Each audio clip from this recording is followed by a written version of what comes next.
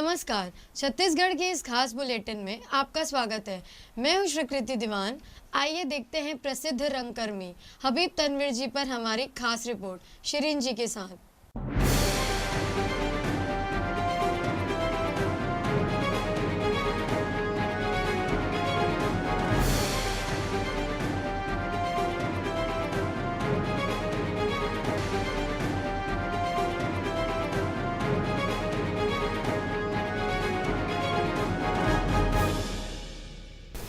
दोस्तों आदाब। आज हम बात करेंगे हिंदुस्तानी रंगमंच के नायाब शख्सियत हबीब तनवीर की, जिनका आज जन्मदिन है। मैं नहीं जा पाऊंगा यारों सूए गुलजार अभी, देखनी है आबज़ूए जिस्त की रफ्तार अभी। कहते हैं रंगमंच जिंदगी जीने का सलीका सिखाता है। एक ही जिस्म में न जाने कितने अलहदा शख्सियत के मालिक। आज जिक्र उनका जो छत्तीसगढ़ के रायपुर शहर की सरजमीन में 1 सितंबर 1923 को जन्मे। हबीब अहमद खां, कवि, लेखक, अभिनेता, निर्देशक। लॉरी म्यूनिसिपल स्कूल से हाई स्कूल और मॉरिशस कॉलेज नागपुर से अपनी तालीम पूरी की। अपने ख्यालों को हर्फ में उतारने का जज्बा अलीगढ़ मुस्लिम विश्वविद्यालय की पढ़ाई के दौरान पनपने लगा था। उस जमाने में सालाना कैलेंडर हुआ करता था जिसमें बसंत, सावन, सावन के झूले और न जाने कितनी कैफियत से वाबस्ता बचपन गुजरा। बस यूँ समझिए कि पता ही न चला कि कब जवानी की दहलीज पर आपने अदीब के साथ कदम ले लिया। चुनांचे उन्होंने अपने कलम से अपना तखल्लुस रखा तनवीर, और आप हबीब अहमद खां से हो गए हबीब तनवीर। आइए हमारे साथ हबीब साहब को कुछ और करीब से जानते हैं उनकी लख्ते जिगर बेटी नगीन तनवीर की ज़बानी। कि हबीब साहब ने, मैं उनकी मिसाल तो दूंगी ही कि उन्होंने छोटे से शुरू किया। छोटे से मतलब कम, थोड़े से काम से, और तब सस्ते का ज़माना था तो धीरे धीरे शुरू किया और सब्र रखा, धीरज रखा, मेहनत। उनको रास्ता दिखाने वाला उस्ताद भी वैसे मिले, चाहे वो शायरी में हो, चाहे ड्रामा के मामले में हो, तो चाहे स्क्रिप्ट लिखने का हो या डायरेक्शन का काम हो। तो इसमें सब्र की ज़रूरत होती है, वक्त लगता है, एकदम से शोहरत नहीं मिल जाती। हबीब साहब की अदा औरों से बिल्कुल जुदा थी। आपकी जादूगरी की मिसाल उनके बेहतरीन और मशहूर नाटकों में साफ तौर पर देखी जा सकती थी, जैसे शतरंज के मोहरे, लाला शोहरत राय, चरणदास चोर, मिट्टी की गाड़ी, बहादुर कलारिन, जिन लाहौर नहीं देखिया, आगरा बाजार, गांव के नाव ससुरार, मोर नाव दामाद। बेशक इन नाटकों के जरिए उनकी खूबियों को आईने की तरह देखा जा सकता है। आपको बेहद करीब से जानने वाली नाट्य निर्देशिका रचना मिश्रा जी भी हैं, जिन्होंने हबीब तनवीर के नाटकों की पुनः प्रस्तुति अपने निर्देशन में की है, जिसमें ख़ास तौर पर चरणदास चोर, गांव के नाव ससुरार, मोर नाव दामाद और पोंगा पंडित जैसे बेहतरीन नाटक शामिल हैं। आ चरणदास आ, एक आए चूना तम्बाकू है बने लाखे। हाँ देखा बे। हाँ ले ले।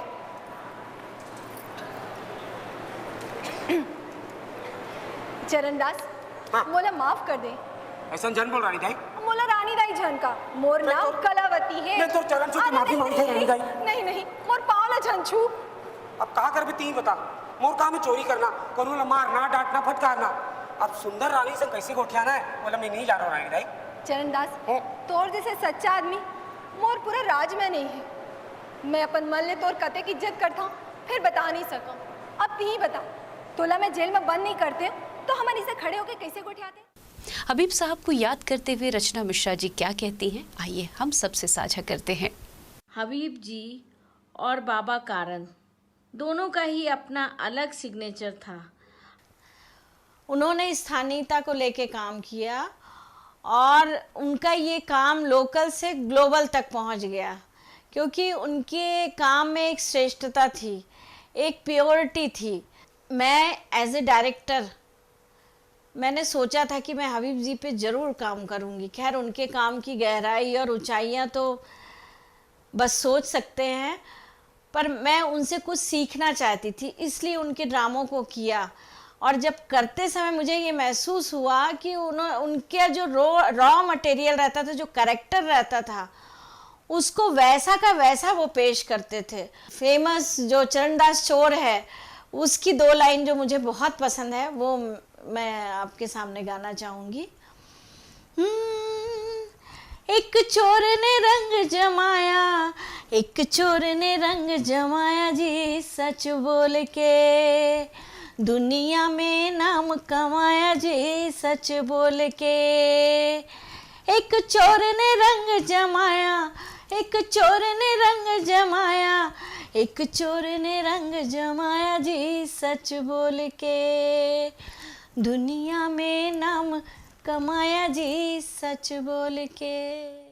हबीब साहब एक बेहतरीन ड्रामा नवीस, मौसीकार और लाजवाब स्टेज डिज़ाइनर भी थे। आपने हिंदी सिनेमा की जानी मानी हस्तियों के साथ भी काम किया और इस मौके पर हबीब साहब को याद करते हुए मराठी रंगभूमि के लेखक, निर्देशक और उम्दा कलाकार सतीश आलेकर जी क्या कहते हैं, आइए सुनते हैं। एक रंगमंच का ऐसा मॉड्यूल उन्होंने विकसित किया जो पहले किसी ने किया नहीं था। उन्होंने छत्तीसगढ़ी आदिवासी कलाकारों के साथ अपनी ज़िंदगी बिताई, उनको लेकर ही सभी नाटक किए, वो शेक्सपियर के हो या यहाँ के हो या संस्कृत के हो, वही कलाकार उनके पास थे और उनके साथ काम करते थे। एक लोकल को उन्होंने ग्लोबल सेंसिबिलिटी में परावर्तित कर दिया। रंगमंच का एक बेहद मशहूर जुमला है कि जब तक जिंदा हूँ नाटक करता रहूँगा और जब तक नाटक करूँगा जिंदा रहूँगा। यहाँ से हबीब साहब की ज़िंदगी में एक नया मोड़ आया। एक अभिनेता के रूप में हबीब तनवीर जी की कुछ फिल्में बेहद मकबूल हुई, जैसे हीरो हीरालाल, गांधी, प्रहार, चरणदास चोर और मंगल पांडे द राइजिंग। और कहते हैं ना कि जिसका सितारा बुलंद हो भला उसे चमकने से कौन रोक सकता है। कहते हैं कि 1000 बरख गिरे लाख आंधियाँ उठे, वो फूल खिल के रहेंगे जो खिलने वाले हैं।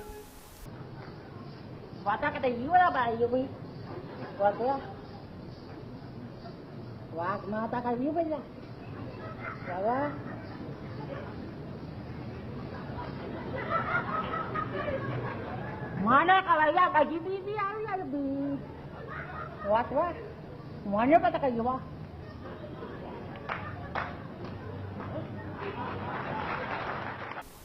हबीब साहब से जुड़ी अपनी यादों की धुन छेड़ते हुए राष्ट्रपति पुरस्कार से सम्मानित संगीत निर्देशक आमोद भट्ट जी क्या कहते हैं हबीब साहब के बारे में, आइए सुनते हैं। भाषा का सहारा उन्होंने लिया, छत्तीसगढ़ी लोक संस्कृति को उन्होंने चुना और वहाँ के कलाकारों को चुना और उस परिवेश में ढाल करके उन्होंने शेक्सपियर किया, बर्टोल्ट ब्रेख्ट किया, उन्होंने शूद्रक किया, उन्होंने सारे नाटकों को एक छत्तीसगढ़ी परिवेश में डाल करके एक तरीके से जो ऊंचाई प्रस्तुति की प्रदान की है।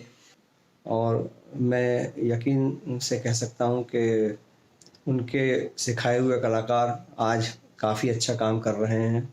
और आगरा बाज़ार के कलाकार हों, चाहे वो चरणदास चोर के कलाकार हों, ये सब नाचा के कलाकार हों, ये आज सब उनके नाम को याद करते हैं और उनकी छत्र छाया में पले हैं और उनकी सिखाई हुई बातों पर ध्यान दे रहे हैं। मुंबई प्रवास के दौरान अपने काम के प्रति पूरी ईमानदारी बरतने के बावजूद उन्होंने रंगमंच से खुद को कभी दूर नहीं रखा। मुसलसल नाटकों का निर्माण करते रहे, समाज को भारतीय रंगमंच में विशिष्ट स्थान पर लाकर खड़ा कर दिया। अपने नाटकों में उन्होंने लोक शैली का दिलकश प्रयोग किया और ख़ास तौर पर छत्तीसगढ़ की लोक नाट्य शैली को पूरी दुनिया में उन्होंने मकबूल कर दिया।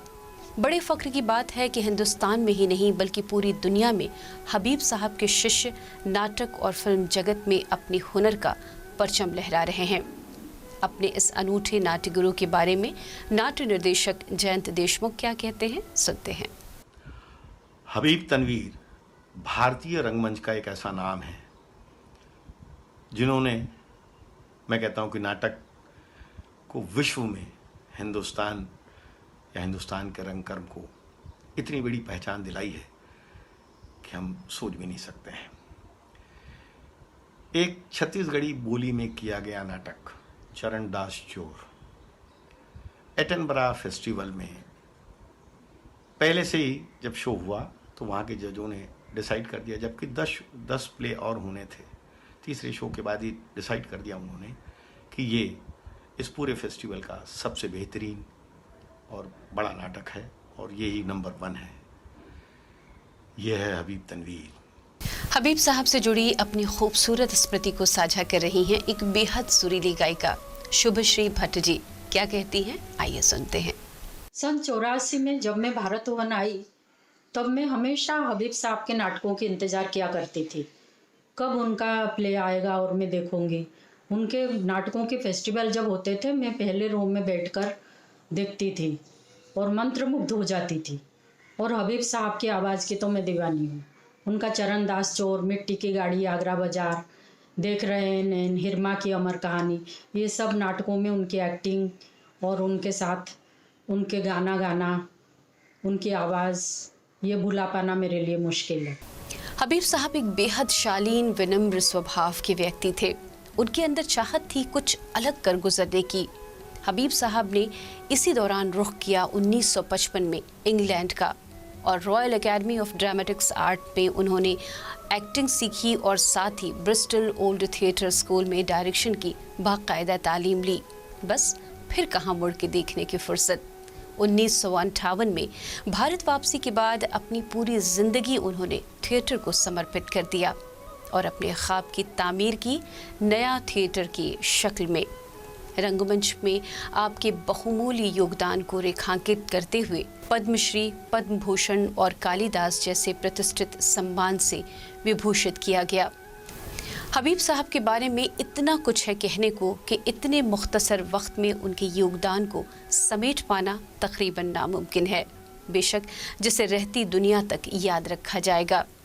गए दिनों का सुराग लेकर किधर से आया किधर गया वो, बस एक मोती सी छप दिखाकर, बस एक मीठी सी धुन सुनाकर, सिताराए शाम बन के आया, बरंगे ख्वाबे सहर गया वो। दोस्तों, हबीब तनवीर जीवन के रंगमंच से बेशक विदा हो चुके हैं, लेकिन हमारी स्मृतियों के रंगमंच से वो कभी दूर नहीं जा सकते।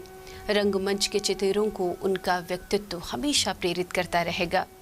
तुम जो हो शब्द ब्रह्म, अर्थों के परमार्थ, जिसका आश्रय पाकर वाणी होती न व्यर्थ, है तुम्हें नमन, है उन्हें नमन, है तुम्हें नमन, है उन्हें नमन, करते आए जो निर्मल मन, सदियों से लीला का गायन, करते आए जो निर्मल मन, सदियों से लीला का गायन। वीआईपी न्यूज़ के इस ख़ास एपिसोड में जल्द आपसे फिर मुलाकात होगी किसी और जानी मानी शख्सियत की कहानी के साथ। इजाज़त दीजिए।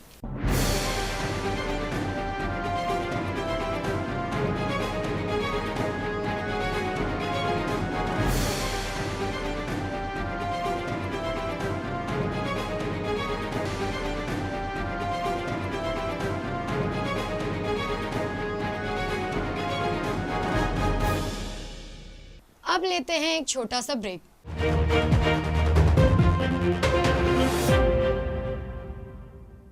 हमारा लक्ष्य है खबरें, खबरें जो जागरूक कर सके जनगण के मन को, खबरें जो बेबाक हो, खबरें जो निष्पक्ष हो, खबरें जिनमें सत्य की अनुगूंज हो, खबरें जिनमें बदलाव का राग हो। आइए खबरों से आवाम को जगाते हैं, झूठ को सच का आईना दिखाते हैं। देश और दुनिया की खबरों के साथ छत्तीसगढ़ की खबरों के लिए देखते रहिए वीआईपी न्यूज़।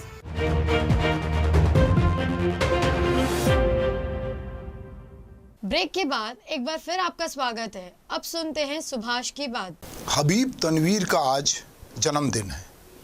हम अपने आप को बहुत गौरवान्वित महसूस करते हैं कि हम उस रायपुर में रहते हैं जहां हबीब तनवीर जन्मे। हबीब तनवीर उस शख्स का नाम है जिसने छत्तीसगढ़ को देश दुनिया में एक नई पहचान दिलाई। जब छत्तीसगढ़ राज्य देश के नक्शे में नहीं था तो वो हबीब तनवीर के नाटकों में था। छत्तीसगढ़ की लोक कला, लोक कलाकार, अभिनय, ये सारी चीज़ों का लोहा पूरे देश और दुनिया में मनवाने वाले हबीब तनवीर चूँकि रायपुर में जन्मे थे, रायपुर में बड़े हुए और रायपुर से उनकी रंग यात्रा शुरू हुई और उस रंग यात्रा में फिर वो नागपुर होते हुए अलीगढ़ पहुंचते हैं। अलीगढ़ के बाद दिल्ली, मुंबई सब जगह पहुंचते हैं और बाद में वो नया थिएटर बनाते हैं। हबीब तनवीर के शहर में हबीब तनवीर के नाम पर ऐसा कोई संस्थान नहीं है, ऐसा कोई ऑडिटोरियम नहीं है कि जो कहें कि हमने उनसे उऋण होने की कोशिश की है। हमारे बहुत सारे रंगकर्मी मित्र हबीब तनवीर के नाम पर कुछ कुछ आयोजन करते हैं। अभी इन दिनों रायपुर में जो आज से आयोजन हो रहा है उसमें हबीब तनवीर को याद तो कर रहे हैं पर कह रहे हैं कि संस्कृति विभाग किसी के बाप का नहीं, उस आयोजन का नाम है। दरअसल मुझे लगता है कि रंगकर्मी व्यथित हैं और व्यथित होकर कह रहे हैं कि संस्कृति विभाग किसी के बाप का नहीं, किसी एक अधिकारी की टिप्पणी है। मुझे लगता है कि दरअसल कहना ये चाहिए कि संस्कृति का कोई माई बाप नहीं है। दरअसल जब सामंतशाही थी, जब राजा महाराजा थे तो हमारी संस्कृति को, हमारी कलाओं को वे भले ही कम पढ़े लिखे थे पर वो समझते थे और उन्होंने आगे बढ़ाया, संरक्षित किया। हमारी बहुत सारी धरोहर उस समय की है। हम धीरे धीरे एक सभ्य समाज में गए, हम लोकतंत्र में गए जहाँ पर हर व्यक्ति अपनी बात कह सकता था, पूरा विभाग बना, पर हमारे कलाकारों के प्रति, हमारी कला के प्रति जो समर्पण भाव होना था, एक प्यार होना था, वो दिखाई नहीं देता। छत्तीसगढ़ में जो कुछ वैभव है वो पुराना है। नए में अगर हम जाते हैं तो हम अगर बात करें हबीब तनवीर, उनके नाम से कुछ नहीं है। हम बात करें पंडित सत्यदेव दुबे, उनके नाम का कोई जिक्र नहीं करता। शंकर शेष नाटक के बड़े नाम है, उनका कोई जिक्र नहीं करता। विभू खरे बड़ा नाम है, उनका कोई जिक्र नहीं करता। छत्तीसगढ़ के अलग अलग जिलों में जिस तरह का थिएटर होता रहा है, कला संस्कृति की बात होती रही है, उसको लेकर अगर अभी तक इस राज्य को बने 21 साल होने जा रहे हैं, इस पर कहीं कोई बातचीत हुई हो, कुछ पुरस्कार छोटे मोटे दे दिए गए हैं, पर निश्चित रूप से जो ये समृद्ध छत्तीसगढ़ है, जो हबीब तनवीर का छत्तीसगढ़ है, दरअसल उसका कोई माई बाप नहीं है। वहाँ की संस्कृति को कोई पूछने वाला नहीं है।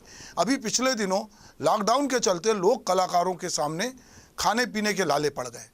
आपने बहुत सारी चीज़ें ऑनलाइन की पर कलाकारों को कोई ऑनलाइन काम मिले इसके बारे में किसी ने नहीं सोचा। लगातार हबीब तनवीर के जो घर है उसको बात होती रही कि उसको संरक्षित किया जाए, उस बारे में कोई निर्णय नहीं हुआ। कोई ऐसा ऑडिटोरियम नहीं बना कि जिसमें कलाकार जाके अपनी कला का प्रदर्शन कर सकें। जो हैं वो उनकी पहुंच से बाहर है।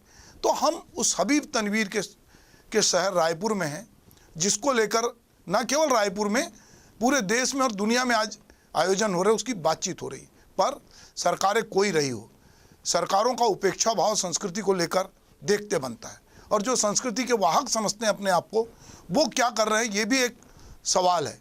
फिर भी इसके बावजूद, चूँकि हबीब तनवीर खुद ये कहते थे कि मैं जब तक जिंदा हूँ रंगमंच करूँगा, और जिंदा इसलिए हूँ कि रंगमंच कर रहा हूँ। तो मुझे लगता है कि जो रंगकर्मी हैं वो रंगमंच करेंगे। हबीब तनवीर उनके प्रेरणा पुरुष हैं, उनसे वो प्रेरणा लेंगे, चूँकि वो हमारे अपने छत्तीसगढ़ के हैं, रायपुर के हैं, और वो लोकल होते हुए ग्लोबल हैं। उन्होंने पूरी दुनिया में अपनी पहचान बनाई, उनका अपना एक सिग्नेचर था। आज जब भी हम हबीब तनवीर के नाटकों को देखते हैं, उनकी बात करते हैं, तो उनकी एक अलग आइडेंटिटी हमको दिखाई देती है। तो ऐसे हबीब तनवीर के 99वें जन्मदिन पर हम उनको याद कर रहे हैं, हम उनकी बात कर रहे हैं, हम उनके चरणदास चोर को याद कर रहे हैं, हम उनकी बहादुर कलारिन को याद कर रहे हैं, हम उनके आगरा बाजार को याद कर रहे हैं, हम उनकी जहरीली हवाओं को याद कर रहे हैं, हम उस हबीब तनवीर को याद कर रहे हैं कि जिनका इस शहर ने कभी अभिनंदन किया, और एक पूरा महत्व हबीब तनवीर जैसा आयोजन इप्टा जैसी संस्था ने किया। पर सरकार के स्तर पर जो कुछ होना चाहिए था संस्कृति के संरक्षण के लिए, वो नहीं हुआ है। और न केवल हबीब तनवीर के साथ, बाकी बहुत लोगों के साथ इस तरह का बर्ताव हुआ है कि मैं ये कह सकता हूँ कि संस्कृति का कोई माई बाप नहीं है। दरअसल संस्कृति विभाग किसी के बाप का नहीं है। इससे ज़्यादा मुझे ये बात समझ में आती है कि संस्कृति का कोई माई बाप नहीं है, कोई इसको संरक्षित करने वाला नहीं है। जो कुछ संस्कृति फल फूल रही है वो अपने बूते फल रही है, या राजनीतिक लोग उस चीज़ को प्रश्रय दे रहे हैं जहाँ से उन्हें लगता है कि वो वोट बैंक है। अगर हबीब तनवीर वोट बैंक नहीं है, शंकर शेष वोट बैंक नहीं है, विभू खरे वोट बैंक नहीं है, सत्यदेव दुबे वोट बैंक नहीं है, तो फिर उसकी बात नहीं करेंगे। और कुछ चीज़ें ऐसी होती है कि वो तात्कालिक लोकप्रियता के लिए होती है, पर निश्चित रूप से छत्तीसगढ़ जो अपनी लोक कलाओं के लिए बहुत समृद्ध है, छत्तीसगढ़ जो अपने अभिनय क्षमता के लिए जिसने पूरे एडम्बरा जैसी जगह में जाकर अपना लोहा मनवाया, वहाँ के लोक कलाकार उपेक्षित हैं।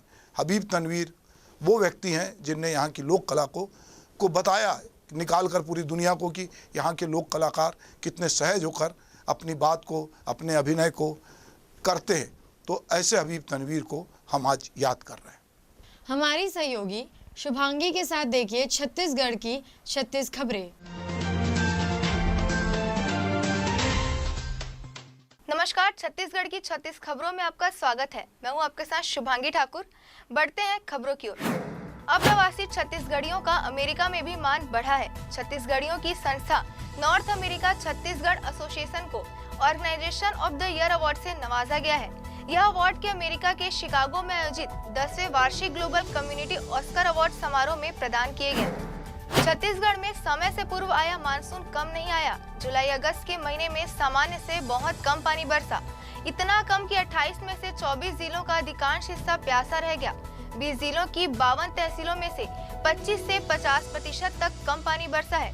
किसानों को अब सितंबर से उम्मीद है। सोने चांदी की कीमतों में बीते साल 2020 में फरवरी से अगस्त तक कीमतों में जबरदस्त तेजी रही। वहीं इस साल 2021 में फरवरी से अगस्त तक कीमतों में उतार चढ़ाव रहा।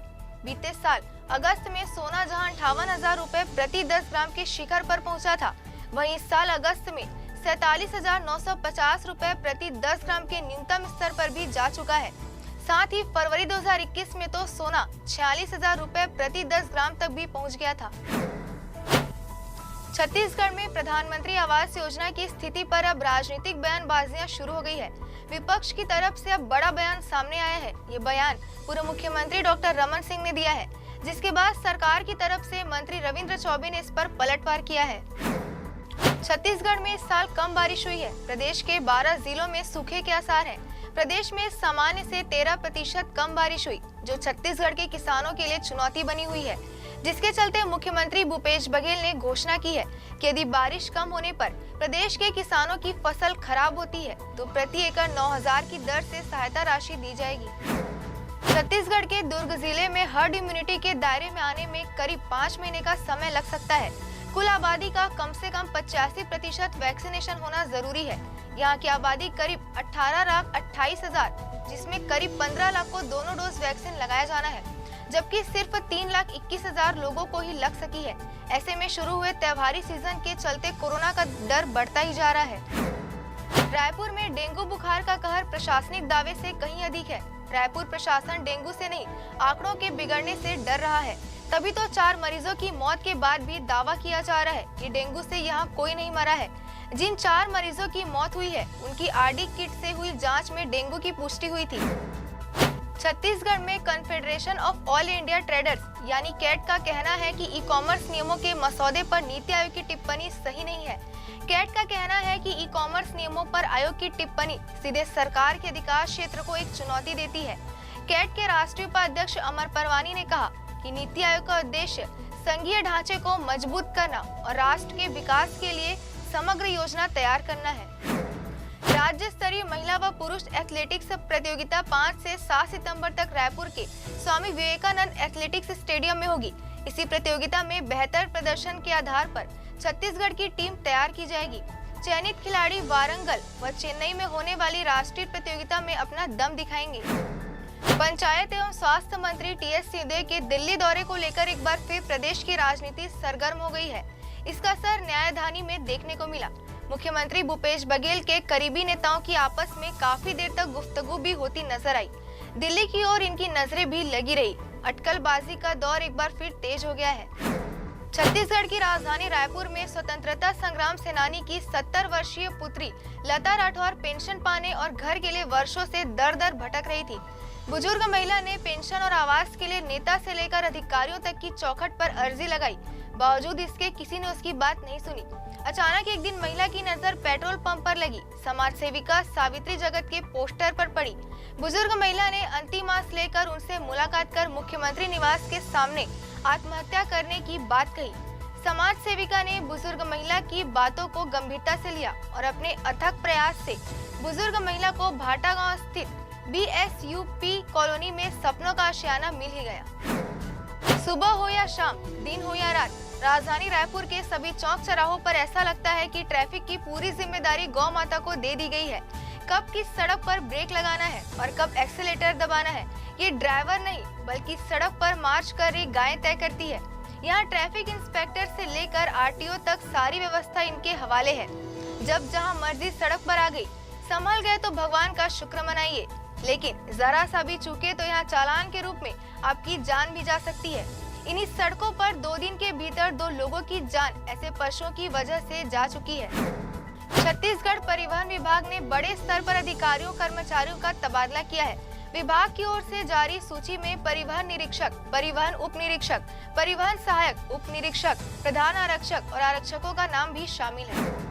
रायपुर में 31 अगस्त से मल्टी लेवल पार्किंग के लिए कार्यवाही शुरू हो गई है। दरअसल कलेक्ट्रेट परिसर में करोड़ों रुपए की लागत से बनकर तैयार मल्टी लेवल पार्किंग में 10 दिन बाद भी गाड़ियां पार्क नहीं हो रही है, जिसके कारण कलेक्ट्रेट में गाड़ियों की भीड़ से आम जनता का चलना भी दूभर हो चुका है। जैसी शिक्षा वैसी परीक्षा की मांग को लेकर 31 अगस्त को प्रदेश भर के छात्रों ने बड़ा प्रदर्शन किया। NSUI के छात्रों ने कल दोपहर राजधानी रायपुर में प्रदर्शन किया। पूरे प्रदेश भर से 1500 से अधिक छात्रों ने पंडित रविशंकर शुक्ल विश्वविद्यालय का घेराव किया। आपको बता दें कि पिछले 1 महीने से NSUI लगातार ऑफलाइन परीक्षा कराए जाने का विरोध कर रही है। छत्तीसगढ़ के दिव्यांग युवा चित्रसेन साहू ने कुछ ऐसा कारनामा कर दिखाया है जिससे पूरे विश्व में छत्तीसगढ़ की ख्याति फैलने लगी है।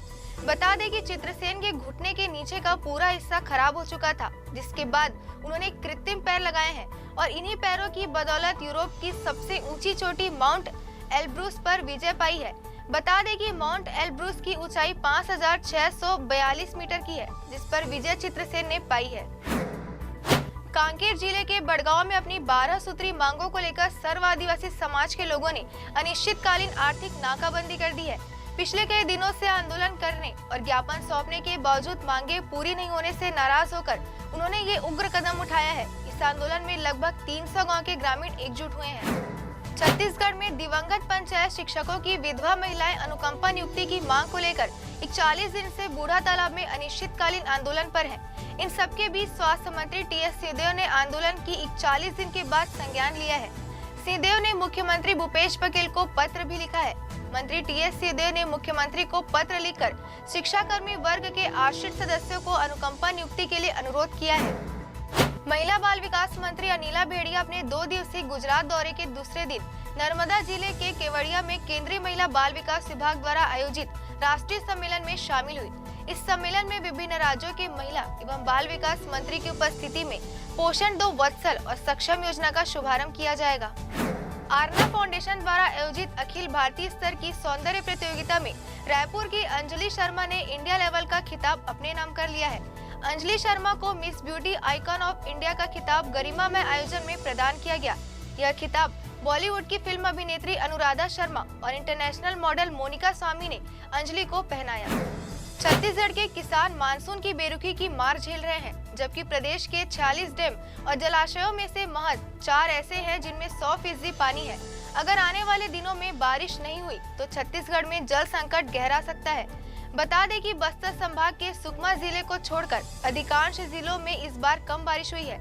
सुकमा प्रदेश का एकमात्र ऐसा जिला है जहां बीते वर्ष की तुलना में इस बार 44% अधिक बारिश दर्ज की गई है। मुख्यमंत्री भूपेश बघेल ने राहुल गांधी के दौरे की तैयारियों को लेकर अधिकारियों के साथ बैठक की और तैयारियों की जानकारी ली।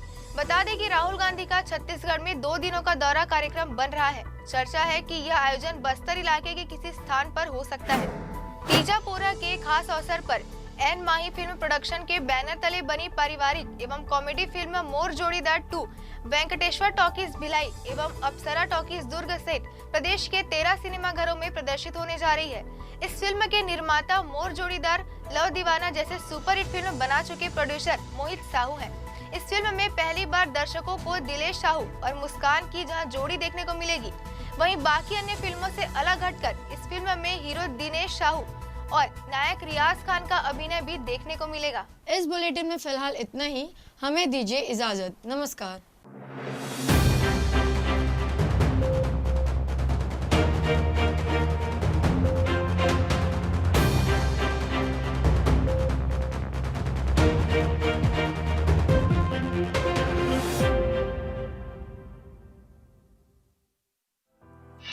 जहां